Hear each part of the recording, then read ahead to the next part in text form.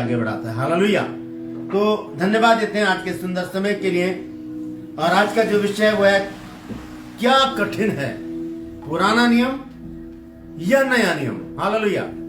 इस विषय पर हम गौर करेंगे और देखेंगे कि परमेश्वर आज इस वचन के द्वारा हमसे क्या बातचीत करना चाहता है। पुराने नियम की शिक्षा उसे छोड़ा नहीं गया, उसे प्रभु यीशु मसीह ने उस शिक्षा का विस्तार किया। हालेलुया। जैसे कि कोई पुराना टीचर अगर चला जाता है और नया टीचर आकर उस पुरानी शिक्षा को और अच्छी तरह से समझाता है और अच्छी तरह से उसका विस्तार करता है। ये नहीं कि पुराने टीचर को छोड़ दिया जाता है, क्योंकि वो भी मेहनत करके सिखाता है, उससे हम शिक्षा पाते हैं। क्योंकि वचन कहता है कि अगर व्यवस्था ना बताती कि पाप क्या है तो मुझे पता ही नहीं चलता। हालेलुया। तो यीशु मसीह ने, हम देखेंगे एक आयत पढ़े, उसके बाद हम आगे चलेंगे। मत्ती 5 अध्याय का 18 आयत पढ़े, क्या लिखा है। हालेलुया। मत्ती 5 अध्याय का 18 आयत लिखा है, क्योंकि मैं तुमसे सच कहता हूँ कि जब तक आकाश और पृथ्वी टल न जाए तब तक व्यवस्था से एक मात्रा या एक बिंदु भी बिना पूरे हुए नहीं टलेगा। इसलिए जो कोई इन छोटी से छोटी आज्ञाओं में से किसी एक को तोड़े और वैसा ही लोगों को सिखाए। बस 17 और 18 आयत पढ़ेंगे। 17 और 18। यह ना समझो कि मैं व्यवस्था या भविष्यवक्ताओं की पुस्तकों को लोप करने आया हूँ। यहाँ पर प्रभु यीशु मसीह समझाने की बात कर रहे हैं। वो कह रहे इस बात को ये मत समझ लो कि मैं व्यवस्था को खत्म कर दूंगा या व्यवस्था को समाप्त करने आया हूँ। प्रभु यीशु मसीह कह रहे हैं कि ये ना समझो कि मैं व्यवस्था या भविष्यवक्ताओं की पुस्तकों को लोप करना मतलब होता है उसे खत्म कर देना, कंडम कर देना या उसे निगलेक्ट कर देना और इसको मतलब खत्म कर देना, काटा मार देना। ये हमारे लायक नहीं है, ऐसा नहीं कहा यीशु मसीह ने। प्रभु यीशु मसीह कहते हैं कि ये ना समझो कि मैं व्यवस्था या भविष्यवक्ताओं की पुस्तकों को लोप करने आया हूं। और 18 आयत में लिखा है, लोप करने नहीं परंतु पूरा करने आया हूँ। हालेलुया। पूरा करने आया हूँ। जब एक चीज पूरी हो जाती है तो हम उसे फेंक नहीं देते, वो हमारे साथ ही रहती है, हमारे पास रहती है, क्योंकि वो हमारे लिए एक मील का पत्थर है, वो हमारे लिए एक यादगार है, उसको हम अपने पास रखते हैं। तो यहाँ पर लिखा है कि मैं लोप करने नहीं वरन पूरा करने आया हूँ। तो पुराने नियम की शिक्षा को प्रभु यीशु मसीह ने खत्म नहीं किया, उसे समाप्त नहीं किया, बल्कि उसका विस्तार किया। एक पुरानी चीज अगर हमारे पास है और हम उसे धो मांज के अच्छी तरह चमका के पेंट करके अच्छी तरह उसको रखेंगे तो वो और खूबसूरत हो जाएगी। इसी तरह से प्रभु यीशु मसीह ने उस शिक्षा को और ज्यादा विस्तार किया। और आज हम इस बात को ही देखेंगे कि व्यवस्था और नया नियम, पुराना नियम और नया नियम, जो लोग इसको अलग अलग कर देते हैं, आज इसी विषय पर मैं बातचीत करूंगा। लेकिन ध्यान से सुनिएगा, मैं मत्ती 5 अध्याय आज आपको पढ़ाना चाहता हूं। उसमें प्रभु यीशु मसीह ने ये दोनों बातें हमारे सामने रखी हैं, पुराना नियम और नया नियम। हालेलुया।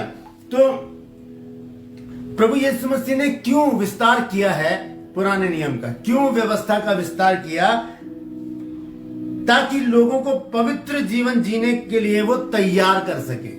हालेलुया। क्या इसीलिए प्रभु यीशु मसीह ने पुराने नियम की शिक्षा का विस्तार किया, ताकि लोगों को पवित्र जीवन जीने का अवसर मिल सके और वो प्रभु यीशु मसीह की शिक्षा उन्हें पवित्र जीवन जीने के लिए तैयार कर सके। हालेलुया। दूसरी बात है कि यीशु मसीह की शिक्षा चेलों के लिए थी। यीशु मसीह की ये शिक्षा जो हम आज पढ़ने जा रहे हैं, मत्ती 5, 6 और 7, ये 3 अध्याय हैं। मत्ती 5, 6 और 7 ये 3 अध्याय हैं जिनमें प्रभु यीशु मसीह ने चेलों को शिक्षा दी, उनको आज्ञाएं दी। तो ये शिक्षा जो है वो चेलों के लिए है, चेलों के लिए थी, किंतु चेलों ने बाइबल के माध्यम से ये शिक्षा मेरे और आप तक पहुंचाई। हालेलुया। तो सबसे पहले मैं बताना चाहता हूं, ये 3 अध्याय जो हैं 5, 6 और 7, इन 3 अध्याय में प्रभु यीशु मसीह चेलों के साथ रहे। सबसे पहले मत्ती 5 की 1 और उसके बाद मत्ती 8 की 1 आयत पढ़ेंगे, पता चलेगा कि ये लोग कहां पर थे। मत्ती 5 अध्याय उसकी 1 आयत। वह इस भीड़ को देखकर पहाड़ पर चढ़ गया हाँ। और जब बैठ गया तो उसके चेले उसके पास आए और हालेलुया। वह अपना मुंह खोलकर उन्हें यह उपदेश देने लगा। आगे। हाँ हाँ, धन्य है वे जो मन के दीन है। नहीं, दोबारा से 5 की 1। वह इस भीड़ को देखकर पहाड़ पर चढ़ गया वह इस भीड़ को देखकर पहाड़ पर चढ़ गया और जब बैठ गया और जब बैठ गया तो उसके चेले उसके पास आए। तो उसके चेले उसके पास आए। ठीक है, अब यहाँ पर पहाड़ पर प्रभु यीशु मसीह चले गए, 12 चेले यीशु मसीह के पास आ गए। अब ये 5 अध्याय की पहली आयत हमने पढ़ी है, 5, 6 और 7, ये तीनों अध्याय, ये पूरा जो झुंड था चेलों का, वो यीशु मसीह से शिक्षा पा रहे हैं। वहां पर यीशु मसीह ने लगभग 35 आज्ञाएं चेलों को दी और उन्हें शिक्षा दी। ठीक है, हम 8 अध्याय की पहली आयत पढ़ें, क्या लिखा है। जब वह उस पहाड़ से उतरा हाँ। तो एक बड़ी भीड़ उसके पीछे हो ली। हाँ, अब वहां से 5, 6, 7 अध्याय, तीनों अध्याय प्रभु यीशु मसीह चेलों के साथ हैं और 8वें अध्याय में हम देख रहे हैं वो नीचे उतर कर आते हैं। इसका मतलब क्या है कि ये तीनों अध्याय प्रभु यीशु मसीह ने अच्छी तरह से उनको शिक्षा दी, उनको सिखाया और उसके बाद यीशु मसीह ने दूसरी सेवा कब शुरू की। 8 अध्याय के पहले आयत को हम देखते हैं कि यीशु मसीह पहाड़ से नीचे उतरे और बहुत बड़ी भीड़ उनका इंतजार कर रही है और वहां पर प्रभु यीशु मसीह ने दूसरी सेवकाई अपनी शुरू की, लोगों को खाना खिलाया, लोगों को चंगाइयां दी, उनको वचन सुनाया। हालेलुया। तो ये प्रभु यीशु मसीह की मेहनत है, ये प्रभु यीशु मसीह का वो काम है जो हमें जानने बहुत जरूरी है। क्या कारण था कि प्रभु यीशु मसीह ने पुराने नियम का विस्तार किया। हालेलुया। ये बात मेरे और आपके लिए जाननी बहुत जरूरी है। नहीं तो प्रभु यीशु मसीह अगर पुराने नियम को कंडम करना चाहते तो नए नियम में एक भी आयत पुराने नियम की नहीं होती। प्रभु यीशु मसीह ने बहुत जगह उदाहरण दिया है पुराने नियम का। तो ये बात मेरे और आपके लिए एक शिक्षा के रूप में है कि हम इस बात को सीखें कि प्रभु यीशु मसीह ने नए नियम के द्वारा पुराने नियम का विस्तार किया और क्या किया। आज हम इस बात को जानेंगे कि नया नियम कठिन है या पुराना नियम हमारे लिए कठिन था। हालेलुया। और जब इस बात को हम जान जाएंगे तब हम देखेंगे कि परमेश्वर का वचन किस अद्भुत रीति से हम लोगों से बातचीत करता है। व्यवस्था जो हम देखते हैं पुराने नियम में, हम जब देखते हैं तो पुराने नियम में जब लोग पाप करते थे तो उनके लिए एक व्यवस्था थी कि वो एक बलि चढ़ाएं और उस पाप से छुटकारा पा जाएं। हालेलुया। और बलि चढ़ाने के बाद वो फिर पाप में चले जाते थे। जैसे कि लोग गंगा नहाने जाते हैं, नहा के आए, उसके बाद फिर उसी पाप में लग गए, फिर अगले साल चले गए नहा के, फिर उस पाप में लग गए। इसी तरह से बलि का एक नियम था। लेकिन जब हम नए नियम में आते हैं तो यहाँ पर एक बार बलिदान होने के बाद फिर कोई बलिदान बाकी नहीं रहता। जब प्रभु यीशु मसीह का बलिदान हो जाता है, जब प्रभु यीशु मसीह क्रूस पर मेरे लिए और आपके लिए अपने आप को दे देते हैं, उसके बाद कोई बलिदान बाकी नहीं रहता। क्योंकि जब हम बपतिस्मा लेकर जब हम पश्चाताप कर हम यीशु मसीह के ऊपर विश्वास करके हम बपतिस्मा लेकर जब हम मसीही बन जाते हैं, उसके बाद अगर हम फिर पाप में अपने जीवन को व्यतीत करते हैं तो फिर हमारे लिए कोई भी बलिदान बाकी नहीं है। कोई बलिदान नहीं होगा हमारे लिए। फिर हम पाप में ही अपने जीवन को व्यतीत करेंगे और हमारे लिए नरक के दरवाजे खुले रहेंगे। हालेलुया। तो पुराना नियम और नया नियम में ये फर्क है, लेकिन यीशु मसीह ने क्या किया है आइए हम सबसे पहले देखेंगे। निर्गमन निकालेंगे उसका 20 अध्याय और उसकी पहली आयत से पढ़ेंगे, क्या लिखा है। तब परमेश्वर ने ये सब वचन कहे, हाँ, मैं तेरा परमेश्वर यहोवा हूँ, हाँ, जो तुझे दासत्व के घर अर्थात मिस्र देश से निकाल ले आया हूँ। तो मुझे छोड़ दूसरों को ईश्वर करके ना मानना। अब हम यहाँ पर पढ़ रहे हैं वो 10 आज्ञाएं जिसका जिक्र प्रभु यीशु मसीह ने नए नियम में भी किया है। ठीक है, हम देखते हैं एक धनवान व्यक्ति है, वो दौड़कर प्रभु यीशु मसीह के पास आता है और उससे कहता है कि हे उत्तम गुरु, मैं अनंत जीवन पाने के लिए क्या करूं। प्रभु यीशु मसीह ने कहा कि तू आज्ञाओं को तो जानता है। हाँ, वो तो मैं जानता हूँ और उनको तो मैं लड़कपन से मानता हूँ।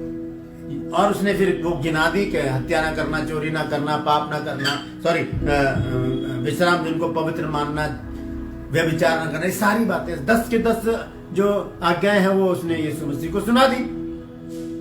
यीशु मसीह ने बड़े प्यार से उसको देखा कि उसको याद है सारी बातें और वो मानता भी आ रहा है।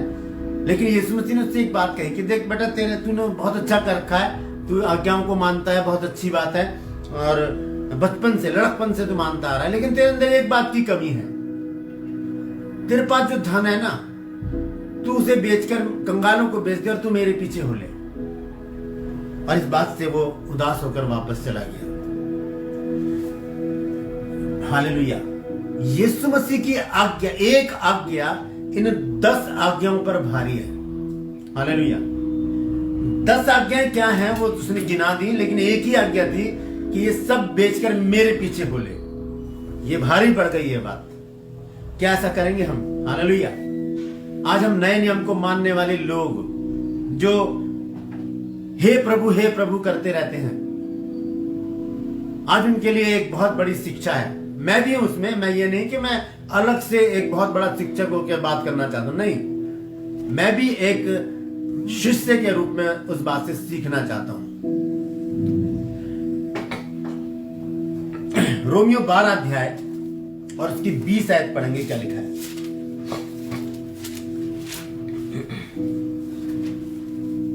रोमियो 12 की पढ़ेंगे।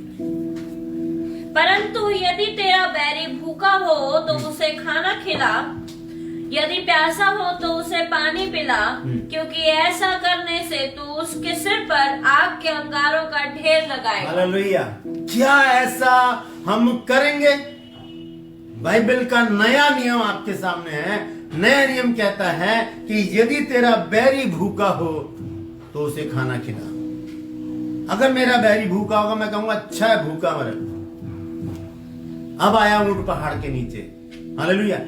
ये मनुष्य की फितरत है, ये प्रवृत्ति है मनुष्य की। इसी प्रकार की सोच है इंसान की कि अगर हमारा कोई दुश्मन है तो भूखा मर रहा है तो मरे, लेकिन वचन हमें ऐसा नहीं कहता। हालेलुया। सबसे गलत बात तो यह है कि हमारा कोई दुश्मन होता है। सबसे गलत बात तो यह है कि हमारा कोई बैरी होता है। सबसे गलत बात तो यह है कि हमारा किसी से मनमुटाव है। सबसे गलत बात तो यह है कि हम किसी से चिढ़ते हैं। सबसे गलत बात तो यह है कि हम किसी के ऊपर क्रोधित होते हैं या किसी को हम गलत मानते हैं या उससे संबंध रखना नहीं चाहते। बाइबल इस बात को नहीं सिखाती। हालेलुया। बाइबल इस बात को नहीं सिखाती। यहां लिखा है कि यदि तेरा बैरी भूखा हो तो उसे खाना खिला, और यदि प्यासा हो तो उसे पानी पिला। तो ऐसे करें, ये करना पड़ेगा, ये आज्ञा है। और अगर इस आज्ञा को हम नहीं मान रहे तो हम पाप कर रहे हैं, पाप, क्योंकि आज्ञा को उल्लंघन करना ही पाप होता है। हालेलुया। तो व्यवस्था अलग बात बताती है, और यीशु मसीह ने उस व्यवस्था को क्या किया, अच्छी तरह से धोकर चमका कर हमारे सामने पेश किया है। और मेरे माध्यम से आज मैं प्रभु का छोटा सा एक दास होकर आपके सामने उन बातों को रखना चाहता हूं। और मैं चाहता हूं आप ध्यान से सुने, जाइएगा नहीं, ध्यान से सुने एक एक बात को। मत्ती 5 अध्याय। मैं जब बाइबल क्लास लेता हूं बच्चों की, जब मैं स्टूडेंट के सामने खड़ा होता हूं, तो मैं उनको ये अध्याय पढ़ने के लिए जरूर कहता हूं, और मैं उनसे कहता हूं कि इसको जरूर पढ़ना, क्योंकि ये एक तेजाब की तरह है जो सारी गंदगी को धो डालेगा। हालेलुया। सारी मलिनता को, सारे बैर भाव को दूर कर देगा।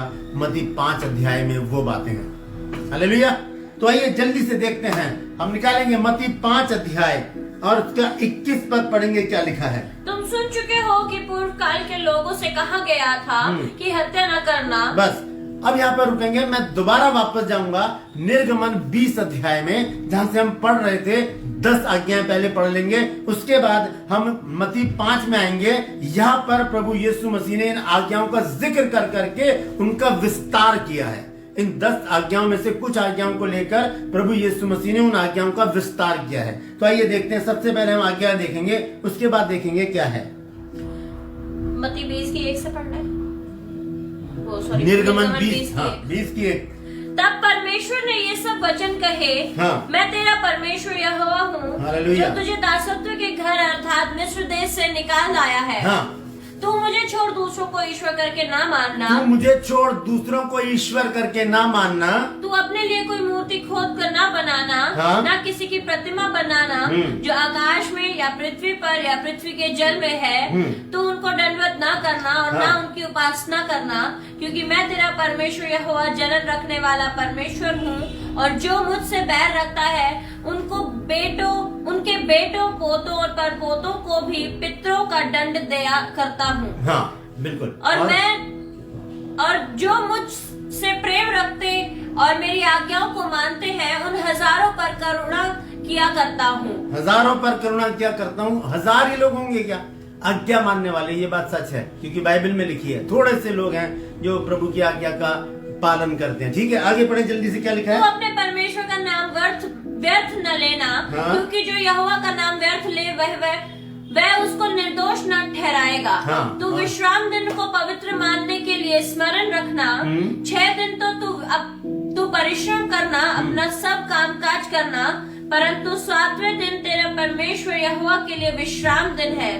उनमें ना तो तू किसी भांति का कामकाज करना, और ना तेरा बेटा, ना तेरी बेटी, ना तेरा दास, ना तेरी दासी, ना तेरे पशु, ना कोई परदेसी जो तेरे फाटकों के भीतर हो, क्योंकि 6 दिन में यहोवा ने आकाश और पृथ्वी और समुद्र और जो कुछ उसमें है सबको बनाया और 7वें दिन विश्राम किया।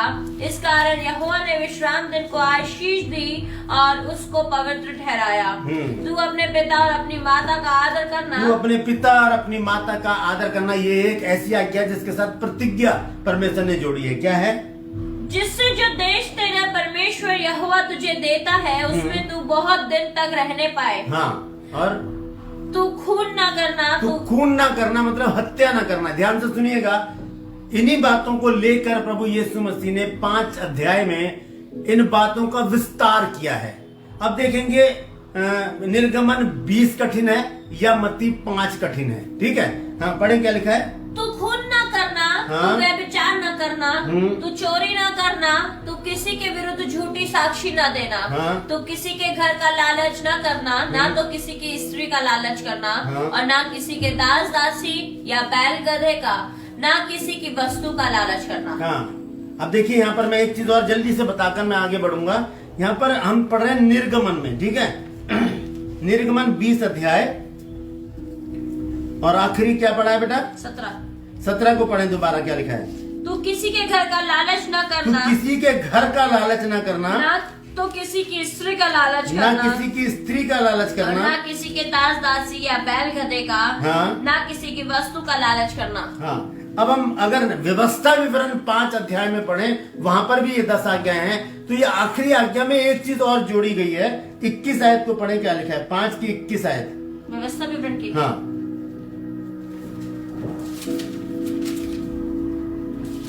लिखा है, तू न किसी की पत्नी का लालच करना और ना किसी के घर का लालच करना, ना उसके खेत का, ना उसके ये बात यहाँ पर जोड़ी गई है। यहाँ पर एक अलग से बात जोड़ी गई है, ना उसके खेत का क्या करना? लालच करना। ठीक है, तो ये एक नई बात इसमें जोड़ी गई है, आखिरी जो आज्ञा है उसमें। ठीक है, तो आइए अब हम चलते हैं मत्ती 5 अध्याय में। वहां पर मैं दोबारा से पढ़वाना चाहता हूँ 17-18 आयत। ये ना समझो कि मैं व्यवस्था या भविष्यवक्ताओं की पुस्तक को लोप करने आया हूँ। हाँ, यीशु मसीह उन 10 आज्ञाओं को लोप करने नहीं आए। उन आज्ञाओं को जो पुराने नियम में है, वो उन विधियों को, नियमों को लोप करने नहीं आए, बल्कि उनका विस्तार करा है। प्रभु यीशु मसीह ने उन्हें धो मांझ कर साफ सुथरा करके हमारे सामने रख दिया है और कहा, लो बेटा, ये तुम्हारे लिए है। हालेलुया। हम उन्हें लेते हैं या इग्नोर करते हैं, ये हमारे ऊपर है। ठीक है, आगे पढ़े, क्या लिखा है? लोप करने नहीं परंतु पूरा करने आया हूँ। हाँ, क्योंकि मैं तुमसे सच कहता हूँ कि जब तक आकाश और पृथ्वी टल न जाए तब तक व्यवस्था में से एक मात्रा या एक बिंदु भी बिना पूरा हुआ नहीं टलेगा। हाँ, यहाँ पर नए नियम की बात नहीं कर रहे यीशु मसीह, यह व्यवस्था की बात कर रहे हैं कि जब तक सूरज और चांद है, इनमें से एक भी बिंदु नहीं टलेगा। और देखें 19 पद में क्या कहता है प्रभु। इसलिए जो कोई इन छोटी से छोटी आज्ञाओं में से किसी एक को तोड़े, हाँ, और वैसा ही लोगों को सिखाए, हाँ, वह स्वर्ग के राज्य में सबसे छोटा कहलाएगा, हाँ। परंतु जो कोई उन आज्ञा का पालन करेगा और उन्हें सिखाएगा वही स्वर्ग के राज्य में महान कहलाएगा। हाँ, इनको सिखाना, इग्नोर नहीं करना है, इनको सिखाना है ताकि हम बड़े किए जाएं। और देखें 21 आयत को अब हम पढ़ेंगे। अब देखिएगा इनका आपस में तालमेल क्या बनाया है प्रभु यीशु मसीह ने, किस तरह से विस्तार करके हमारे सामने पुराने नियम को प्रभु यीशु मसीह ने रखा है। यहाँ ध्यान रखिएगा, मैं एक सब्जेक्ट है मेरा आज कि पुराना नियम कठिन है हमारे लिए या नया नियम कठिन है। हालेलुया। पढ़े क्या लिखा है 21 आयत में। तुम सुन चुके हो कि पूर्व काल के लोगों से कहा गया था कि हत्या न करना। हाँ, ये 10 आज्ञाओं में एक आज्ञा है कि तू खून ना करना, यानी कि तू हत्या ना करना। हत्या ना करना ये तो आज्ञा है ना, हत्या ना करना। और बाइबल हमें बताती है, अगर हम निर्गमन में पढ़े तो वहां पर अनजाने में भी हत्या हो जाती है लोगों से, तो उसके विषय में एक शरण स्थान बनाया गया है ताकि जो ऐसे अनजाने में हत्या कर दें वो वहां पर जाकर छुप सकें और वहां पर उनका न्याय हो सके। क्योंकि जो अनजाने में हो जाती हैं, जानबूझ के तो मर्डर ही है, लेकिन अगर अनजाने में हो गई तो वो उनके लिए एक शरण नगर बनाया गया, शरण नगर।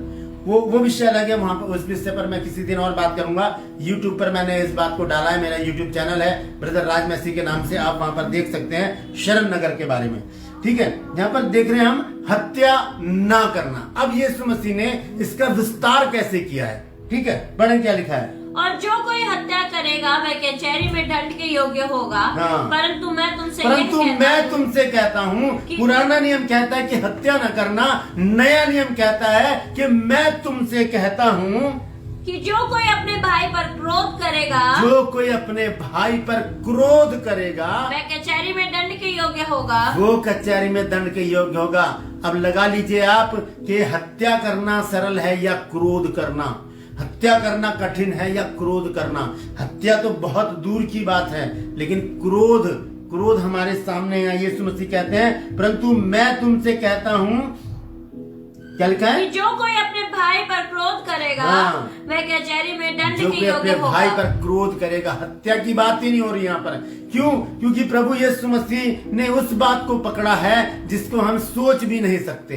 आपने देखा होगा, मर्डर या हत्या कभी भी होते हैं तो वो क्रोध में ही होते हैं। प्यार में कोई भी किसी को मार नहीं देता, कोई भी नहीं कहता कि आओ मर्डर खेलें, हत्या खेलें, तू मुझे मार मैं तुझे मार देता हूँ। मजाक में कोई भी ऐसा नहीं करता। हालेलुया।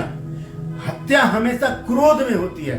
गुस्सा आया और किसी के सर पे खींच के मार दिया, गुस्सा आया और कुछ भी कर दिया, इसे कहते हैं क्रोध में मर्डर कर देते हैं सब लोग। तो क्रोध से, मर्डर से पहले क्या है, क्रोध। तो यीशु मसीह ने उस चीज को पकड़ा, उस क्रोध को पकड़ा कि क्रोध ना करना। हालेलुया। अगर क्रोध करेंगे तो मर्डर होगा, क्रोध करेंगे तो मर्डर होगा। यहाँ पर लिखा है कि तुम सुन चुके हो कि कहा गया था पूर्व काल के लोगों से, यानी कि व्यवस्था में कहा गया था कि तू हत्या ना करना, लेकिन मैं तुमसे कहता हूं कि क्रोध ना करना। क्या कठिन है, पुराना नियम या नया नियम? हालेलुया। पुराना नियम कठिन है या नया नियम कठिन है? तो वहां पर लिखा है तू हत्या ना करना, यहां पर लिखा है कि तू क्रोध ना करना। ये विस्तार किया है प्रभु यीशु मसीह ने, उसको दो मानकर हमारे सामने रखा है कि बेटा वो हत्या तो बहुत दूर है, अगर तूने क्रोध भी कर लिया तब तू कचहरी में दंड के योग्य होगा। क्यों? क्योंकि क्रोध करेगा तो हत्या तुझसे हो ही जाएगी। हालेलुया। आगे पढ़े क्या लिखा है। और जो कोई अपने भाई को निकम्मा कहेगा वह महासभा में दंड के योग्य होगा। और जो कोई कहे अरे मूर्ख, वह नरक की आग के दंड के योग्य होगा। हाँ। इसलिए यदि तू अपनी भेंट वेदी पर लाए, ध्यान से सुनिएगा, यदि तू अपनी भेंट वेदी पर लाए, आप अपने चर्च में आए हैं, आपके पास 1 करोड़ रुपया है, बैग भर रखा है और आप चाहते हैं कि वो चर्च को दिया जाए या किसी मिनिस्ट्री को दिया जाए या किसी पास्टर को दिया जाए, आपके पास 1 करोड़ 5 करोड़ 100 करोड़ रुपए हैं और आप देने के लिए आए हैं, आप अरबोपति हैं और आप देने के लिए आए हैं, वहां पर आपको एक बात याद आ जाए, क्या है? हाँ। इसलिए यदि तू अपनी भेंट वेदी पर लाए और वहां तू स्मरण करे कि तेरे भाई के मन में तेरे लिए कुछ विरोध है, तो अपनी भेंट वही वेदी के सामने छोड़ दे। यहाँ पर लिखा है, प्रभु यीशु मसीह कहते हैं कि वहां पर तुझे याद आए कि यार मैंने तो माफ कर दिया अपने भाई को, क्या मेरे भाई ने मुझे माफ किया है? वही छोड़ दीजिए। चाहे कितना भी आप भेंट लेकर आए, कुछ भी लेकर आए हो, चाहे अपना हृदय तक लेकर आए हो भेंट के लिए, वो कबूल नहीं होगा। पहले मेल मिलाप चाहता है परमेश्वर, हालेलुया। पहले मेल मिलाप कर लेना, चाहे आप कितना प्रभु भोज खा लें, चाहे आप कितना बपतिस्मा ले लें, चाहे आप कितने घुटने के बल बैठ के प्रार्थना कर लें, चाहे आप कितने उपवास रख लें, चाहे आप कितना हे प्रभु कर लें, आपको क्षमा नहीं मिलेगी। मेल मिलाप करना ही पड़ेगा, करना पड़ेगा। ये मन मुटाव परमेश्वर के लिए नहीं है, परमेश्वर के राज्य में इस मन मुटाव की जगह नहीं है। आपको मनाना पड़ेगा अपने भाई को, अपनी बहन को, अपने कुटुंबी को, अपने रिश्तेदार को, अपने दोस्त को, हर किसी को मनाना पड़ेगा। यीशु मसीह कह रहे हैं, मैंने नहीं कहा कि तू भेंट लेकर आया है और वहां पर तुझे याद आया कि मेरे भाई के मन में, मेरे मन में नहीं, मेरे भाई के मन में तेरे विरुद्ध कुछ विरोध है, तो जाकर पहले उसे मना ले, तब जाकर अपनी भेंट चढ़ाना। नहीं तो वो भेंट किसी भी रीति से कबूल ही नहीं होगी, कुछ नहीं, वो व्यर्थ चली जाएगी। हालेलुया, वो व्यर्थ चली जाएगी। ठीक है, तो आज हमने यहाँ पर इस वचन को देखा है। एक और वचन देखेंगे, 27 आयत पढ़े, यहाँ पर क्या लिखा है हम देख रहे हैं। आज ध्यान से मैं आपको बार बार रिपीट कराता चाहता हूँ कि आज हम देख रहे हैं कि पुराना नियम कठिन है या नया नियम कठिन है। पढ़े क्या लिखा है 27 आयत। तुम सुन चुके हो कि कहा गया था व्यभिचार न करना। हाँ, तुम सुन चुके हो कि कहा गया था कि व्यभिचार ना करना। हालेलुया। हमने पढ़ा ना अभी निर्गमन में और व्यवस्था विवरण में कि व्यभिचार ना करना, ये आज्ञा है, 10 आज्ञाओं में एक आज्ञा है। अब देखिए यीशु मसीह ने इसके साथ क्या किया। हाँ, परंतु मैं तुमसे ये कहता हूँ कि जो कोई किसी स्त्री पर कुदृष्टि डाले, वह अपने मन में उसके लिए उससे व्यभिचार कर चुका। अब यीशु मसीह ने यहाँ पर क्या कर दिया, इसको बदल कर क्या कर दिया कि तुम सुन चुके हो कि कहा गया था कि व्यभिचार ना करना, लेकिन मैं तुमसे कहता हूँ कि कोई किसी स्त्री पर कुदृष्टि डाले या गंदी नजर से उसको देख ले, तो वो अपने मन में उसके साथ व्यभिचार कर चुका। क्या कठिन है, पुराना नियम या नया नियम? सोचना है, वहां तो व्यभिचार करना है, उसके लिए बहुत टाइम लगेगा, लेकिन यहां पर तो सोचने से ही काम हो गया। यहां पर सोचने से ही प्रभु यीशु मसीह क्या कह रहे हैं कि यदि कोई किसी स्त्री पर कुदृष्टि डाले, सिर्फ गंदी नजरों से देख ही ले उसको, तो क्या लिखा है, वो उसके साथ व्यभिचार कर चुका। ऐसी परिस्थिति में एक आज्ञा दी है यीशु मसीह ने। पढ़े आगे क्या लिखा है। यदि तेरी दाहिनी आंख तुझे ठोकर खिलाए तो उसे निकाल कर फेंक दे, क्योंकि तेरे लिए यह भला है कि तेरा अंग में से एक नष्ट हो जाए और तेरा सारा शरीर नरक में न डाला जाए। Hallelujah, hallelujah. ठीक है, देखेंगे अब 31 आयत पढ़े, इसकी क्या लिखा है। यह भी कहा गया था, जो कोई अपने पत्नी को तलाक देना चाहे तो उसे त्याग पत्र दे। परंतु मैं तुमसे ये कहता हूँ कि जो कोई अपनी पत्नी को व्यभिचार के सिवा किसी और कारण से तलाक दे, तो वह उससे व्यभिचार करवाता है। हालेलुया। और जो कोई उस त्यागी हुई से विवाह करे, वह व्यभिचार करता है। देखिए, व्यवस्था विवरण 24 और उसकी पहली आयत पढ़े, वहां पर क्या लिखा है।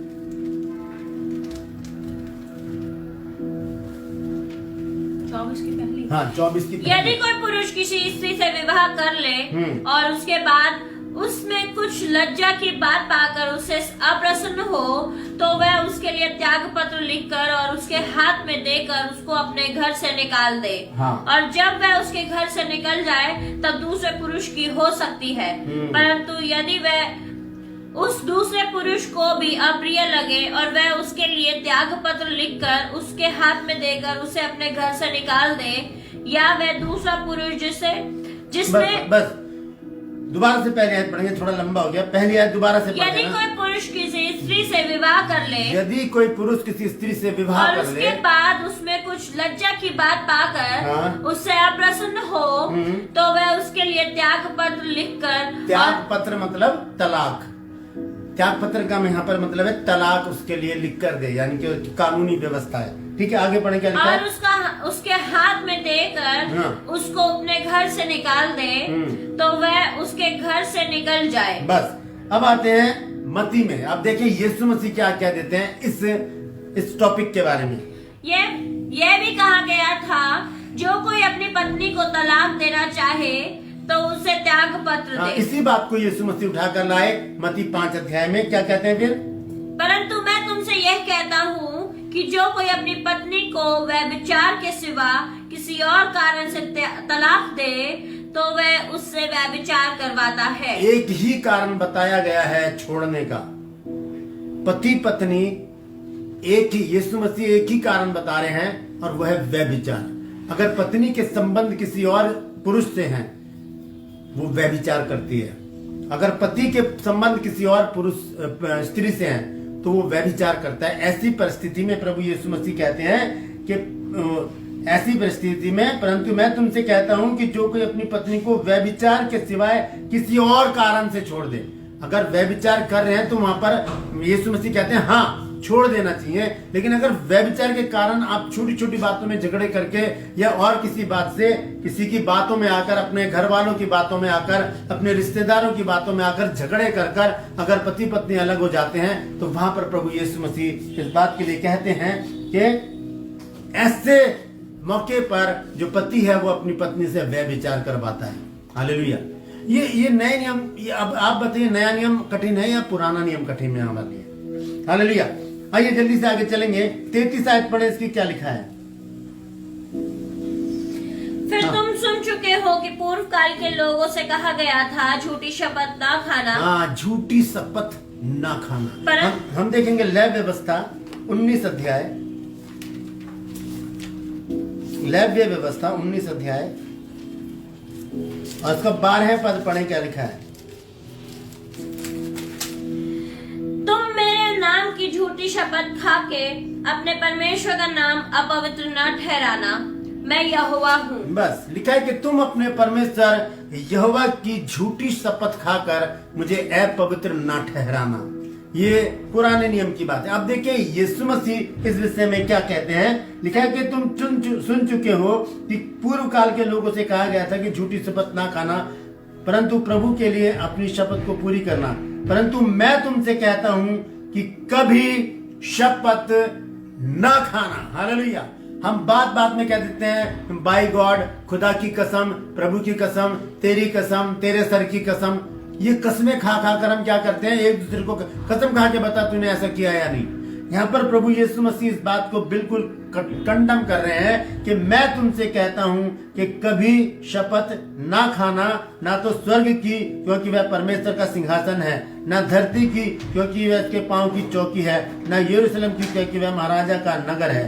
अपने सिर की भी शपथ ना खाना क्योंकि तू एक बाल को भी ना उजला ना काला कर सकता है, परंतु तुम्हारी बात हाँ की हाँ और नहीं की नहीं हो, क्योंकि जो कुछ इससे अधिक होता है वो बुराई से होता है। यहाँ पर शपथ खाने की जरूरत ही नहीं है। अगर हाँ तो हाँ बोल दो, नहीं है तो नहीं। क्या हो जाएगा?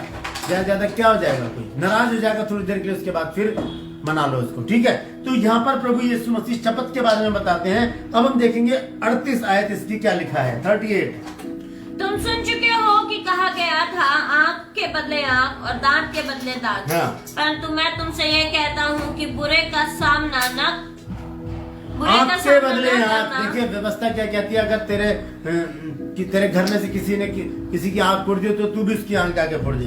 देखेंगे निर्गमन 21 अध्याय उसकी 24 आयत।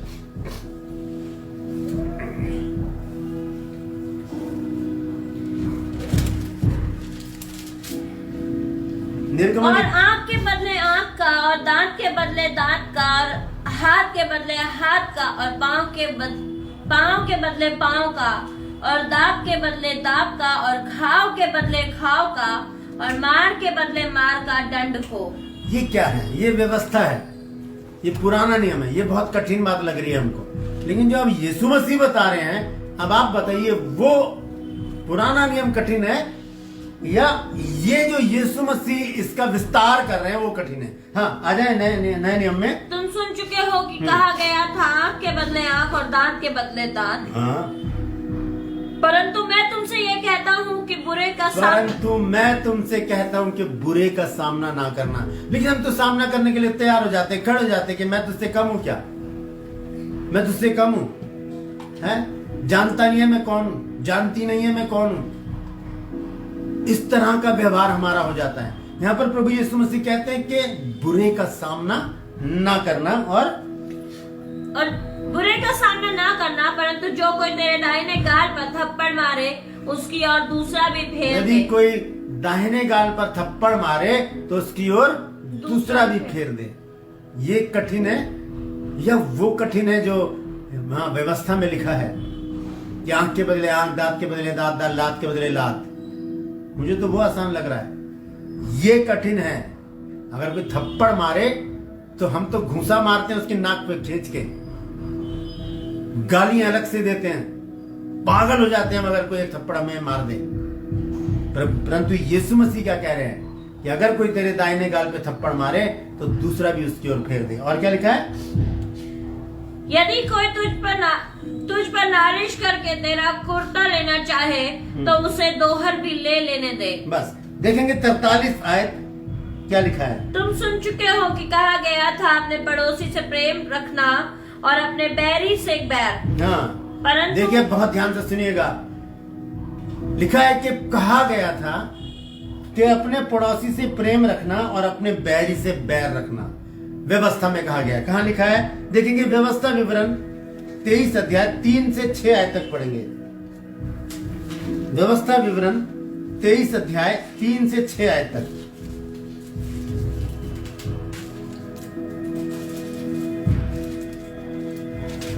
कोई अमोनी या मोआबी यहोवा की सभा में न आने पाए।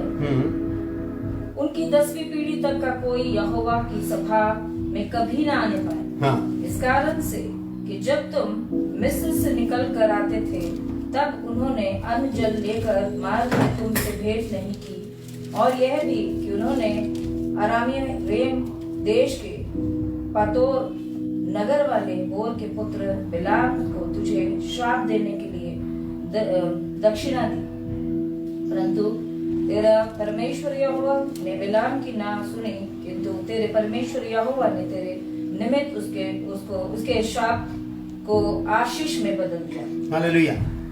अब देखते हैं प्रभु यीशु मसीह इस विषय में क्या कहते हैं। ठीक है, मैं दोबारा से पढ़ दूंगा। यहाँ पर 23 आयत क्या लिखती है। हालेलुया। व्यवस्था विवरण 23 अध्याय और इसकी 3 आयत से मैं दोबारा समझा कर बताता हूं आपको। लिखा है कि कोई अमोनी या मुआबी यहोवा की सभा में ना आने पाए। ये बैर की बात हो रही है। मुआबी कौन थे? ये श्रापित जाति के लोग जो लूत और उसकी बेटी के द्वारा जो संतान पैदा हुई थी वो मुआबी कहलाए। तो उनके विषय में लिखा है कि यहोवा की सभा में ना आने पाए। उनकी 10वीं पीढ़ी तक का कोई यहोवा की सभा में ना आने पाए। ये बैर को दर्शाता है। वहां पर यीशु मसीह क्या कह रहे हैं कि तुम सुन चुके हो कि कहा गया था कि अपने पड़ोसी से प्रेम रखना, अपने बैरियों से बैर रखना। लेकिन प्रभु यीशु मसीह इस प्रथा को बदल देते हैं। इस बात को क्या कर देते हैं यीशु मसीह? ध्यान से सुनिए। 44 आयत पढ़े क्या लिखा है। परंतु मैं तुमसे यह कहता हूँ कि अपने बैरियों से प्रेम रखो, अपने बैरियों से प्रेम रखो और अपने सताने वालों के लिए प्रार्थना करो। बस क्या कठिन है? क्या हम अपने बैरी से प्रेम रख सकते हैं? नहीं, हो ही नहीं सकता, हो ही नहीं सकता। हालेलुया। ये बहुत कठिन काम बता दिया यीशु मसीह ने। ये बहुत कठिन काम बता दिया। हम बैरियों को पुराना नियम में अगर हम जाएं तो वहां लिखा है उन्हें तो अपनी सभा में मत आने देना। तो अगर कोई आएगा तो हम कहेंगे जाओ भैया, तुम्हारे यहाँ पे जगह ही नहीं है, हमारा तुम्हारा कोई संबंध ही नहीं है, गो यहाँ से जाओ। लेकिन नए नियम में आते हैं तो यीशु मसीह क्या बताते हैं? परंतु मैं तुमसे ये कहता हूँ कि अपने बैरियों से प्रेम रखो। बैरियों से प्रेम रखो। ये यीशु मसीह की आज्ञा है। ये मैंने नहीं लिखा, ये मैंने नहीं लिखा है, ना आपने लिख दिया अपनी बाइबल में। ये तो 2000 साल पहले लिख चुका था कि अपने बैरियों से प्रेम करो। ये यीशु मसीह की आज्ञा है। सबसे गलत बात तो यह है कि हमारा कोई बैरी है। हालेलुया। हम बाइबल पढ़ते हैं, हम चर्च जाते हैं, हम प्रभु यीशु मसीह के अनुयायी हैं, हम यीशु मसीह को क्रूस पर लटका हुआ देखते हैं, हम यीशु मसीह के उन शब्दों को याद करते हैं जब यीशु मसीह टॉर्चर हो रहे थे, यीशु मसीह के ऊपर लोग थूक रहे थे, उसकी दाढ़ी को नोच रहे थे, उसको गालियां दे रहे थे, उसके कपड़ों को फाड़ कर कह दिया था कि बांट लिया था, और थप्पड़ मार के कहा था कि अगर तू भविष्यवक्ता है तो बता किसने तुझे मारा है। वो प्रभु यीशु मसीह क्रूस पर लटके हुए और क्या कहते हैं कि हे पिता इन्हें क्षमा कर, क्योंकि ये जानते नहीं कि ये क्या करते हैं। फिलिपियों 2:5 में लिखा है कि जैसा प्रभु यीशु मसीह का स्वभाव था वैसा ही तुम्हारा भी स्वभाव हो। ये स्वभाव यीशु मसीह मुझ में और आप में चाहता है कि अपने बैरियों से प्रेम रखो। हालेलुया। यदि तेरा बैरी भूखा हो तो उसे खाना खिला, ये बाइबल बताती है। हालेलुया। तो पुराना नियम कठिन है या नया नियम कठिन है, मैं ये आपके ऊपर छोड़ता हूं। आप इस बात पर विचार कीजिए, सोचिए कि यीशु मसीह ने पुराने नियम का जब विस्तार किया तो उसमें क्या बातें जोड़ दी, वो हमारे लिए आसान कर दिया या हमारे लिए मुश्किल कर दिया। हालेलुया। यहाँ पर लिखा है कि यदि मैं तुमसे कहता हूं कि अपने बैरियों से प्रेम रखो और अपने सताने वालों के लिए प्रार्थना करो। ध्यान से सुन लीजिएगा, मैं दोनों आयतों को एक साथ पढ़वाना चाहता हूं। दोनों आयतें एक साथ पढ़ें, 44 और 45 आयत। परंतु मैं तुमसे यह कहता हूँ कि अपने बैरियों से प्रेम रखो और अपने सताने वालों के लिए प्रार्थना करो। अपने बैरियों से प्रेम रखो। क्या कर सकते हैं ऐसा? हालेलुया। सबसे गलत बात तो यह है कि हमारा कोई बैरी है। सबसे गलत बात यह है कि हमारा कोई दुश्मन है। सबसे गलत बात यह है कि हमारा किसी से मन मुटाव है, हम किसी से नाराज हैं या कोई हमसे नाराज है। सबसे गलत बात तो मसीहों में ये होती है। हालेलुया। अगर हम मसीही कहलाना चाहते हैं तो हमारा जीवन इस बाइबल के अनुसार होना चाहिए। हमारा जीवन प्रभु यीशु मसीह की शिक्षा के अनुसार होना चाहिए। हमारा जीवन प्रभु यीशु मसीह के अनुसार होना चाहिए। यह लिखा है कि यदि अपने बैरियों से प्रेम रखो। तो आज इस बात को ध्यान में रख लीजिए कि यदि आपका बैरी, आपके जीवन में कोई आपका बैरी है या दुश्मन कहा जाएगा उसको, तो आप प्रभु में नहीं है। आप बाइबल पढ़ना छोड़ दीजिए, आप प्रार्थना करना छोड़ दीजिए, चर्च जाना छोड़ दीजिए, प्रचार करना छोड़ दीजिए, मीटिंग में जाना छोड़ दीजिए, क्योंकि आपके जीवन में एक कमी है। हालेलुया। वो कमी परमेश्वर मंजूर नहीं करेगा, वो नहीं करेगा, क्योंकि यीशु मसीह ने यहाँ पर क्या कहा है 5 अध्याय में मत्ती में कि अपने बैरियों से प्रेम रखो। अपनों से तो सब प्रेम रखते हैं। हालेलुया। एक गाना है बहुत अच्छा, अपनों को तो इस दुनिया में सब प्यार करते हैं, गैरों को भी प्यार करना मसीहा सिखाते हैं। तो यीशु मसीह की शिक्षा है ये वो शिक्षाएं हैं जो प्रभु यीशु मसीह ने चेलों को दी और चेलों ने बाइबल के माध्यम से हम तक पहुंचा दी हैं। वो कहते हैं कि बैरियों से प्रेम रखो और अपने सताने वालों के लिए प्रार्थना करो। ये नहीं कि कोई हमें सता रहा तो कहें जा तेरा नाश हो, ऐसा नहीं। प्रार्थना करें उसके लिए, प्रभु इसके जीवन को बदल, इसके जुबान को बदल, इसके विचारों को बदल, इसे अपने में लेकर आ, इसे मसीहत में आगे बढ़ा, इसके लिए अच्छे काम कर, ताकि प्रभु ये जान सके कि प्रभु यीशु मसीह कौन है। उसके लिए प्रार्थना करें। हालेलुया। और आगे पढ़ते क्या लिखा है? जिससे तुम अपने स्वर्गीय पिता के संतान ठहरोगे। जिससे, यही वो कारण है जिसके कारण हम परमेश्वर की संतान ठहरेंगे। हम जब प्रार्थना करते हैं तो हे अब्बा, हे पिता कह के प्रार्थना करते हैं ना परमेश्वर से। तो क्यों कहते हैं हम हे पिता? ये बातें तो है ही नहीं हमारे अंदर। हम संतान कब ठहरेंगे परमेश्वर की? जब हम अपने बैरियों से प्रेम रखेंगे और अपने सताने वालों के लिए प्रार्थना करेंगे, तभी तो हम कह सकते हैं, तभी हमें अधिकार मिलेगा कि प्रभु यीशु मसीह को हम पिता अब्बा कहकर पुकार सके, हम उससे प्रार्थना कर सके। नहीं तो हम उसकी संतान नहीं है। अगर आज हम किसी से बैर रखते हैं, किसी के प्रति हमारे मन में मन मुटाव है, किसी को देखकर हम चिढ़ जाते हैं या किसी से बात करने का मन ही नहीं करता, तो इसका मतलब हम प्रभु में नहीं है। एक हम्बल लाइफ चाहता है प्रभु, पोलाइट, बिल्कुल ऐसी लाइफ कि कोई तेरे दाएं गाल पर थप्पड़ मारे तो दूसरा उसकी ओर फेर दे कि भाई इधर भी मार ले यार। हालेलुया। जब मैं बाइबल क्लास लेता हूं तो बच्चों को 3 बातें सिखाता हूं मैं। सॉरी, कोई बात नहीं और गॉड ब्लेस यू। ये तीनों बातें अगर हम अपना तकिया कलाम बना लें तो हमारे जीवन में कोई भी किसी से मनमुटाव नहीं होगा, कोई हमारा बैरी नहीं होगा, हमारा कोई दुश्मन नहीं होगा, हमारा किसी से झगड़ा नहीं होगा और हम एक अच्छा और प्रतिष्ठित जीवन जी सकेंगे। हालेलुया। हम देखेंगे यूहन्ना 1 अध्याय और इसके 17 पद को पढ़े, वहां पर क्या लिखा है?